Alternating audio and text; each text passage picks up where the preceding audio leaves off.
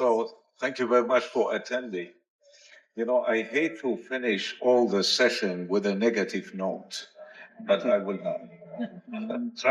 Still, I need to state the truth. We have a problem with regenerative cell therapy. So let's take an example here with treating COPD using mesenchymal stem cells. Plenty of different clinical trials were attempted. Some of them were allogenic, some of them were autologous. And the result was we assert the safety of mesenchymal stem cells to a large degree, even after monitoring for 2 years and even more. But efficacy is quite bad. So what we need is an explanation, and there have been many explanations about that.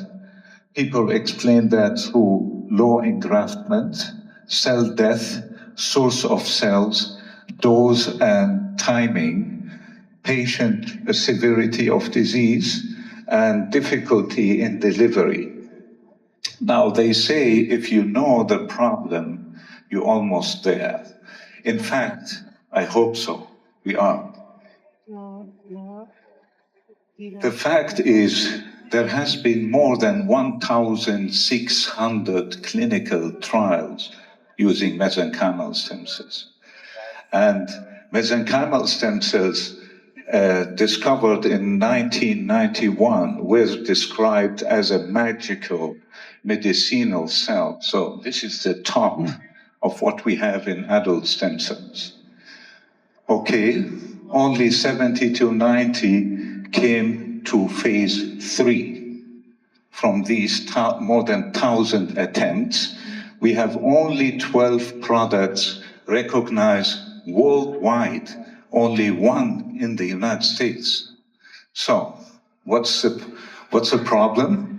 Plenty of problems related to cell heterogeneity, poor engraftment, unclear mechanism of actions, immune rejection, and tumorigenicity with other cells. So this is a problem with cellular regeneration using also embryonic stem cells and iPSCs. Scalability, lot-to-lot variability, potency assay development, open manufacturing systems, high cost of goods, delivery method limitations, patient selection, endpoint selection, long-term safety monitoring, donor sourcing concerns.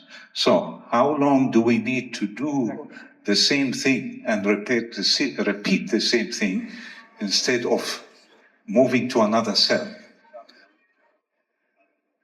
Introducing small mobile stem cells. Small mobile stem cells were discovered, developed, and patented by SMSbiotech.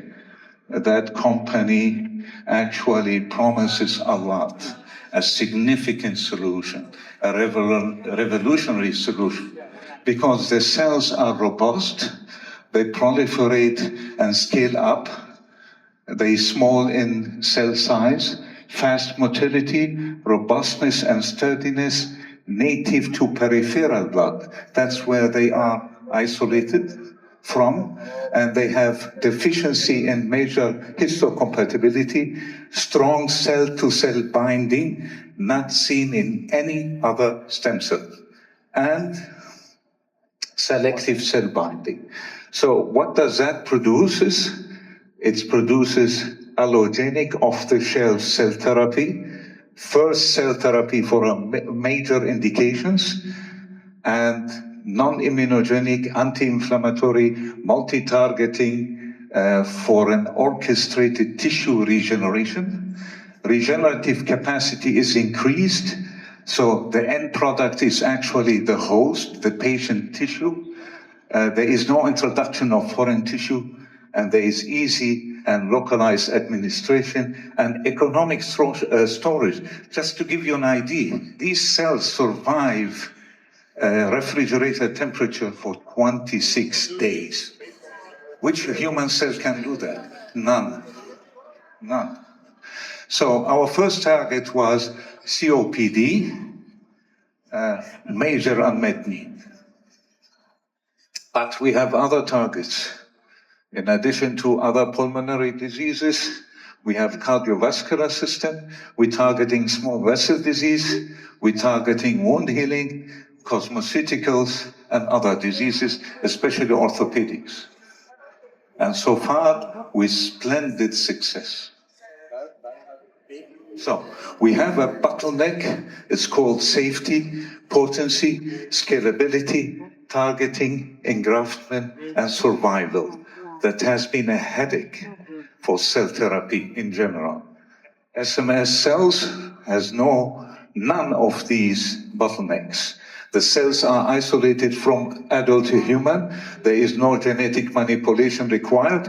Multi-targeted, orchestrated, unique mode of action. Cell biomanufacturing is highly scalable. Strong selective and direct binding to endogenous cells. Cell administered directly to the lung, for example, through nebulizer. That's what we do. They survive nebulizer. And resilient, small, and low immunogenicity.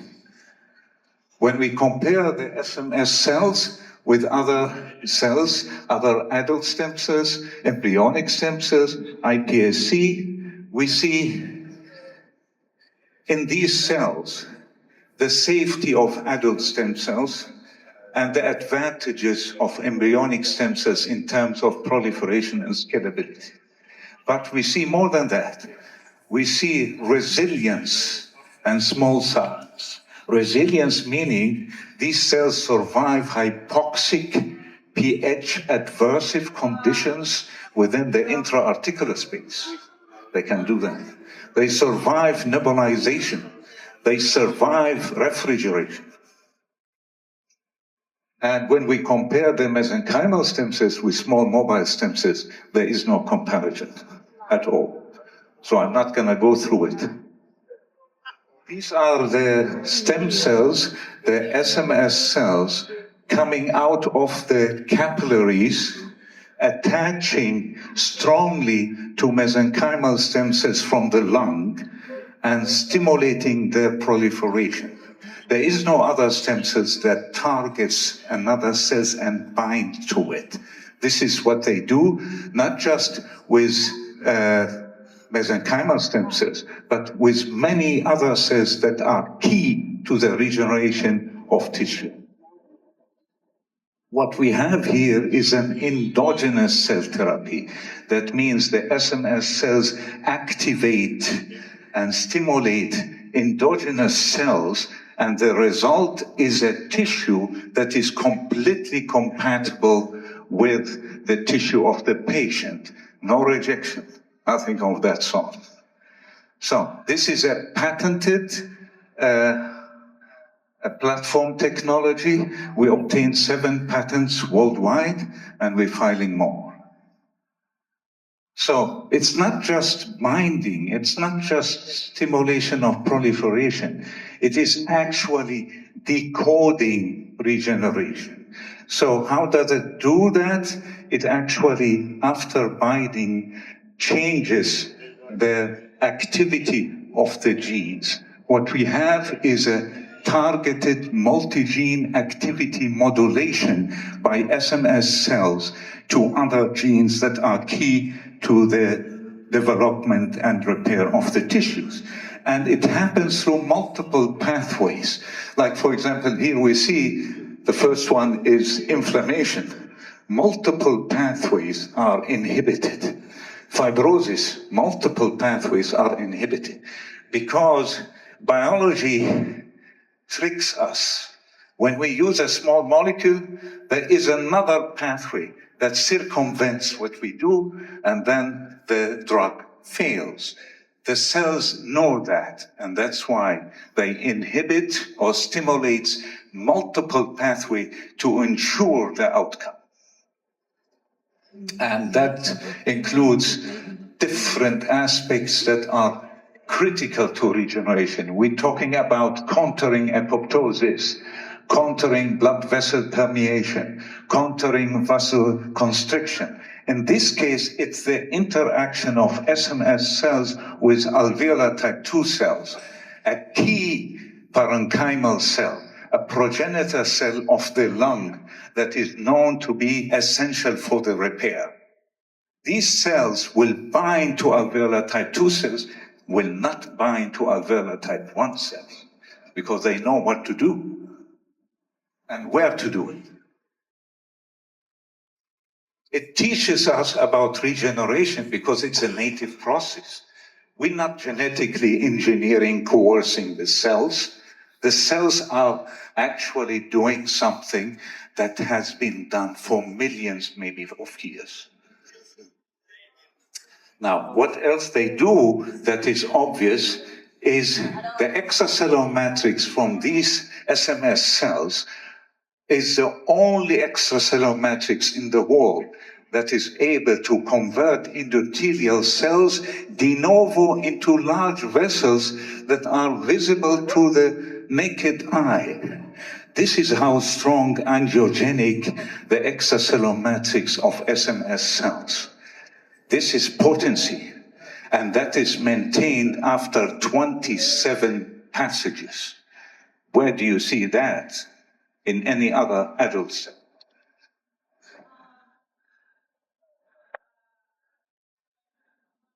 So, multiple mechanisms ensure the efficacy, ensure the potency. We have, of course, interaction with parenchymal cells, but also interaction with cells that are common everywhere. So we have cells that are general, like mesenchymal stem cells, present in all vascularized tissue, endothelial cells also, but then you have specific cells like alveolar type 2 cells, chondrocytes, and tenocytes, and that's where we see also the great progress in terms of healing in human and also across the species. We use the human cells to treat dogs. We use the human cells to treat horses. And across species, there is great efficacy.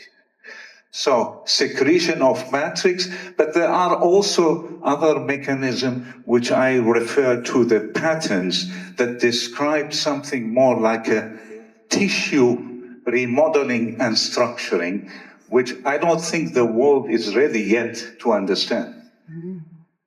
So we said, okay, what's the ranking of a discovery? Let's rank these discoveries, the least recent discoveries. Yeah. So one was ranked CRISPR based on scientific novelty, clinical potential, platform, translational value, paradigm shift, and historical impact. 2, iPSC, monoclonal antibodies. 3, CAR T cell therapy. 4, antibiotics. 5, and incremental change would be 6. Where does the discovery of SMS cells is located? Where do we put it? At which level? At which ranking? Now, the SMS cells are the only cells that have stability, mobility, small size, targeting, gene modulation, adult cell safety, and manufacturability, because we want to change the industry. So that's what we came up with through AI, scientific novelty very high, truly new class of functional adult stem cells, clinical potential, systemic, precise, multi-indication, feasible worldwide, platform translational value very high. One platform could replace multiple biologics, cell therapies, paradigm shift, high to revolutionary, cells now programmable, stable, and modular. Historical impact, high, potentially transformative, comparable to iPSC, CRISPR, and in potential long-term influence. So, the AI answer to ranking of this discovery is this. That's the answer. Thank you very much. Any questions?